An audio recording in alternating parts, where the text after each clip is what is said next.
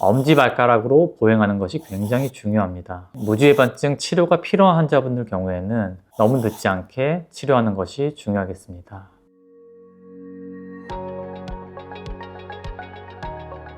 안녕하세요. 마디사양병원 백석호 원장입니다. 무지해반증 최소 침습 수술에 대한 문의가 많은데요. 오늘은 무지해반증 수술 왜, 언제 해야 되는지 이야기해 보도록 하겠습니다. 우선 무지해반증 초기 환자들에 대해서 이야기를 해보면요. 무지는 엄지발가락을 이야기하는 용어이고, 외반증은 엄지발가락이 바깥쪽, 즉 새끼발가락 쪽으로 휘어지는 질환을 이야기합니다. 엄지가 휘어진 각도가 15도 미만 정도를 정상이라고 하고요. 15도 이상 휘게 되면은 그때부터 무지해반증 진단을 하게 됩니다. 무지해반증 초기 환자들은 증상이 없거나 증상이 매우 경미하고 아니면 적응을 해서 대부분 불편감이 없는 경우가 많은데요. 이런 환자분들은 우선 신발 선택이 제일 중요합니다. 앞코가 좁아지는 형태의 신발이거나 앞코가 좁으면서 뒷굽이 높은 하이힐과 같은 신발은 무지해반증을 악화시키는 경향을 갖는데요. 그래서 무지해반증 초기 환자들에서는 앞코가 둥글고 넓은 적절한 신발 선택이 매우 중요합니다. 시중에 다양한 형태의 보조기와 교정기들도 있는데요. 성인의 경우 이러한 보조기와 교정기 같은 경우는 무지해반증을 치료한다기보다는 단순히 증상 조절, 통증을 경감시키는 용도로 사용을 할 수 있습니다. 무지해반증이 진단된다고 해서 꼭 수술이 필요한 건 아닙니다. 특히나 증상이 얼마 안 됐거나 매우 초기 환자들 경우에는 앞서 이야기한 것처럼 신발, 보조기, 교정기 등을 선택해서 보존적 치료를 우선 시행을 해보게 되는데요. 다만 무지해반각이 발가락이 휘어진 게 심하지 않은 환자분들 중에서도 유난히 발볼이 넓고 엄지발가락 안쪽으로 뼈가 튀어나온 환자분들이 계십니다. 이걸 건망류라고 이야기를 하는데요.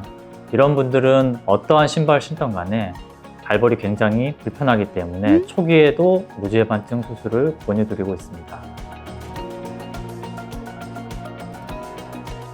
무지해반증이 어느 정도 많이 진행된 경우에는 환자분들이 본인이 스스로 알고 계십니다. 일단 육안으로 보기에도 엄지발가락이 매우 많이 휘어져 있게 되고요. 이런 경우에는 보통 대부분 30도 이상 각도가 휘어진 경우가 많습니다. 각도가 많이 휘게 되면은 엄지발가락 내측으로 건망류 통증뿐만 아니라 엄지가 두 번째, 세 번째 발가락과 겹치면서 신발 선택이 굉장히 어려워지게 됩니다. 또 엄지발가락이 휘게 되면은 상대적으로 발가락이 짧아지게 되면서 두 번째, 세 번째 발가락이 그 역할을 대신하게 됩니다. 특징적으로 두 번째, 세 번째 발가락 아래쪽으로 굳은 살이 많이 생기게 되고요. 2, 3, 4족지 앞쪽으로 찌릿찌릿한 통증이 생기는 지간신경종이 동반될 수 있습니다. 두 번째, 세 번째 발가락에 힘을 받으면서 걷는다는 것은 우리가 일반적인 보행이 아니라 발의 바깥쪽에 힘을 많이 실어서 걷게 되는 걸 뜻하게 되는데요.